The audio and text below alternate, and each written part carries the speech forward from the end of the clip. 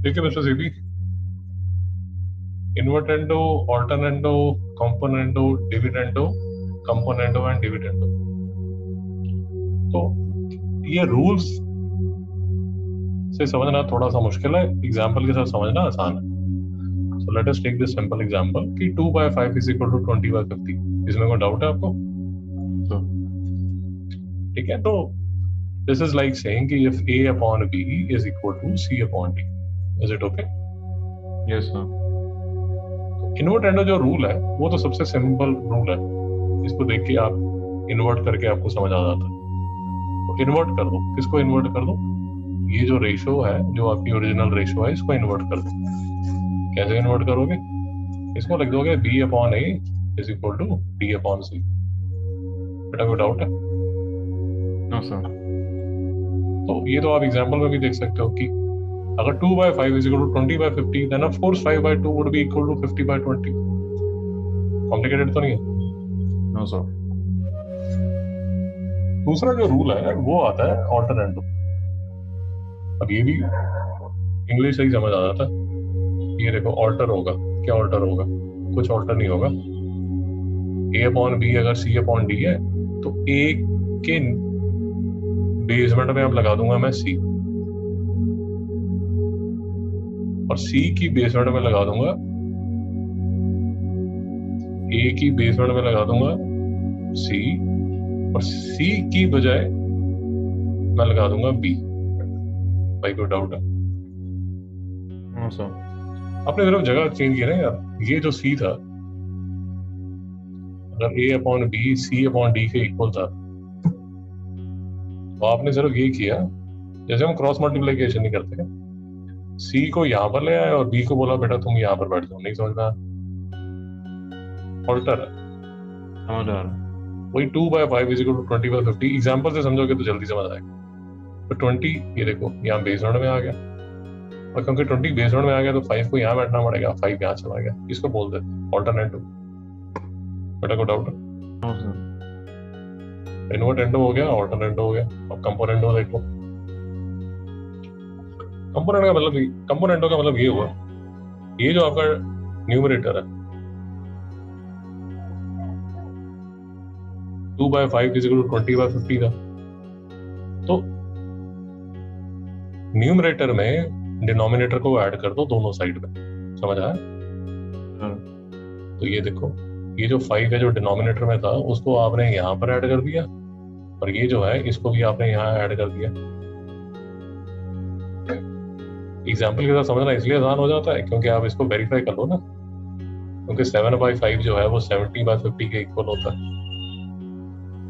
Rule क्या बन गया? अगर आप रूल बनाना चाहते हो A plus B upon B is equal to C plus D upon D। बेटा समझ आया? समझ आ रहा। आपको ये याद रखना है, सी ये चीज इंपॉर्टेंट नहीं है कि क्या आपको रूल का नाम पता है नहीं पता। आपको ये पता होना चाहिए कि whether A plus B upon B is equal to C plus D upon D। मेरी बात समझ आ रही है आपको? समझ आ रहा। So what I'm trying to tell you is कि take any example. So for example अगर 3/12 है, let us assume ये किसके इक्वल है? 6/24 के। मेरी बात समझ आए? समझ आ रहा। So what I should be very clear is कि 12/3 जो है वो किसके इक्वल होगा? 24/6। Obvious है? Yes sir. What is also obvious is कि 3/6 is equal to 12/24। ये भी obvious है जी। अब उसका नाम क्या है वो इतना obvious नहीं है। आपको समझ आएगी मेरी बात? You should be more comfortable with how it works, how the rule works। तीसरी चीज जो हमने की वो ये की कि 3 + 12 upon 12 is equal to 6 + 24 upon 24। समझ आया आपको? समझ आ रहा। काट पीट के देखोगे तो सेम आ जाएगा। अब ये जो रूल है, अगर आप इसका अगर आपको सिंपल एक्सप्लेनेशन चाहिए तो एक्सप्लेनेशन बहुत ही सिंपल है। दोनों तरफ 1 को ऐड कर लो। आपको समझ आया? समझ आ रहा है।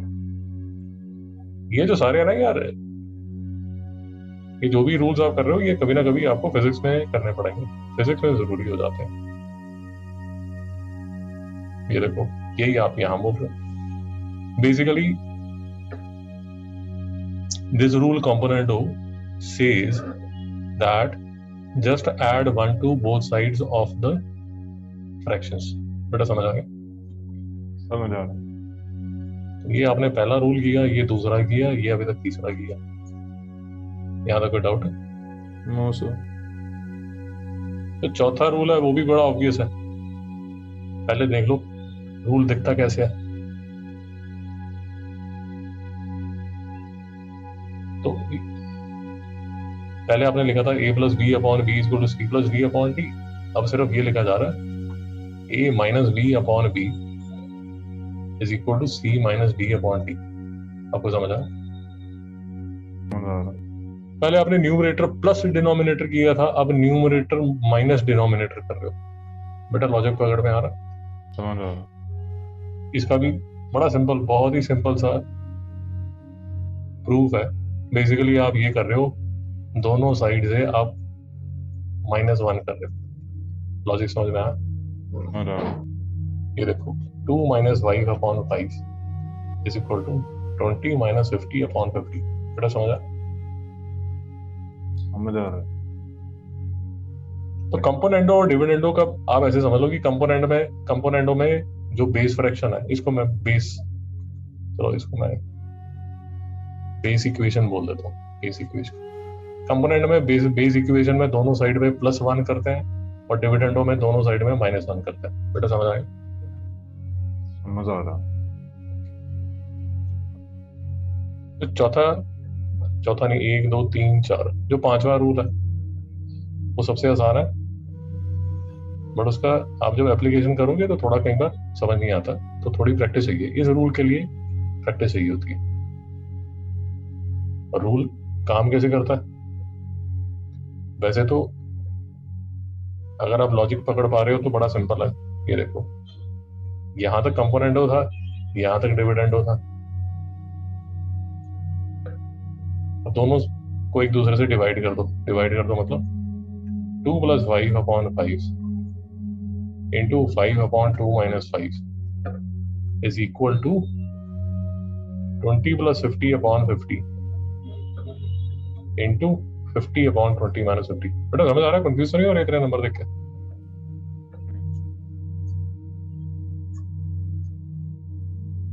भाई समझ आ रहा है? जी जी समझ आ रहा है।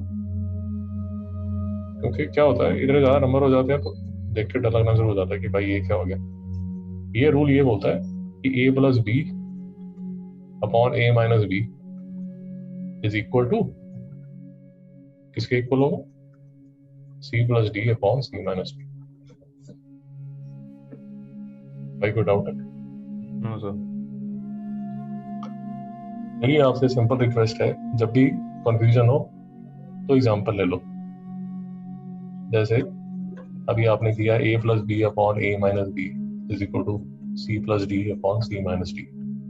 एग्जांपल का मतलब ये हुआ कि लेट अस अस्यूम आपने लिखा हुआ है 10 upon 20 is equal to 100 upon 200। वैसे ही आप लेट अस अस्यूम एग्जाम आप कर रहे थे, तो एग्जाम के टाइम आपको एक कंफ्यूजन आ गई कि ऐसा कोई रूल था क्या, 10 अपॉन चलो a upon b is equal to c upon d। आपके दिमाग में एक डाउट आ गया कि ऐसा कोई रूल था क्या। मेरी बात समझ आएगी आपको?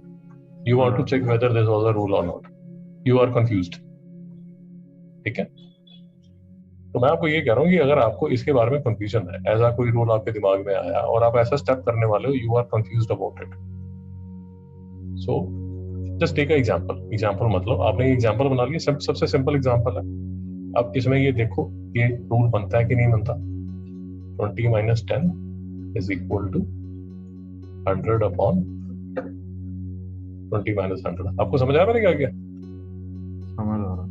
मैंने एक लाइव एग्जांपल ले लिया, ये मेरा A है, ये मेरा B है, ये मेरा C है, ये मेरा D है। यूजुअली ये कंपोनेंटो, डिविडेंडो, इन्वर्टेंडो कॉम्पिटिशन में बड़े हेल्पफुल होते हैं। कॉम्पिटिशन में जैसे एनडीए वगैरह, एमबीए, ये सब तामझाम, सैट वगैरह, उसमें बड़े ये काम के आते हैं। तो 10/20 minus a is equal to 100/20 minus 100, 200, I'm sorry, 100/200 minus 100। अब मैं चेक करता हूँ ये इक्वल है कि नहीं। 10/10 is equal to 100/100। बेटा आपको समझ आया? तो अगर ये ओके है तो ये भी ओके है। नहीं समझ में आया? समझ आ रहा। और एग्जाम्पल ले लो, जैसे 3/6 is equal to 12 ये 3 4 है और ये 6 4 है 24। ये तो आपको पता है ओके। अब यही आप फिर से चेक करना चाहते हो whether this is possible or not। तो मैं क्या करता हूँ, 3/6 minus 3 is equal to 12/24 minus 12 और 3/3 is equal to 12/12। ये भी ओके। तो मतलब ये जो रूल आपकी जो बुक में नहीं लिखा हुआ बट आपको पता है कि ये ओके। बेटा समझ आया? समझ आ रहा। बट अगर आप थोड़ा सा दिमाग लगाओगे तो ये रूल तो आप ऐसे भी बना सकते हो। अब थोड़ा सा पहली बार आपको डिफिकल्ट लगेगा बट धीरे धीरे समझ आ जाएगा। बेसिकली इसको मैं ऐसे भी लिख सकता हूँ, b minus a/a is equal to d minus c/c लिख सकता हूँ।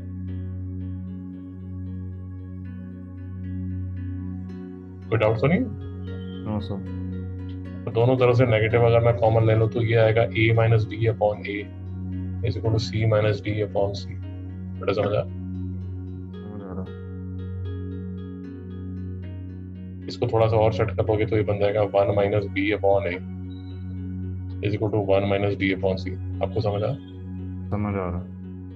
अब मैं इसको d/c यहाँ लिख देता हूँ और b/a यहाँ लिख देता हूँ। ये जो है ये इक्वल हो जाएगा a/b is equal to c/d। ये प्रोसेस अगर आपको नहीं भी समझ आया तो भी चलेगा, कोई प्रॉब्लम नहीं है, क्योंकि एनीवेज आप तो एग्जांपल लेके इसको प्रूव कर ही चुके हो। मेरी बात समझ आ रही है आपको? समझ आ रहा। तो आपके कंफर्ट पर डिपेंड करता है। अगर आप लॉजिकली इसको देखना चाहते हो, ऐसे मैथमेटिकली प्रूव करके करना चाहते हो तो मैथमेटिकली प्रूव कर सकते हो। अगर आपको लगता है नहीं यार मैं तो ये बड़ा कंफ्यूज हो जाएगा, मैं तो एग्जांपल लेके करना चाहता हूँ, एग्जांपल लेके 2-3 एग्जांपल लेके आप करोगे तो आपको समझ आ जाएगा कि लॉजिक बैठता है नहीं बैठता। बेटा कोई डाउट है? समझ आ रहा।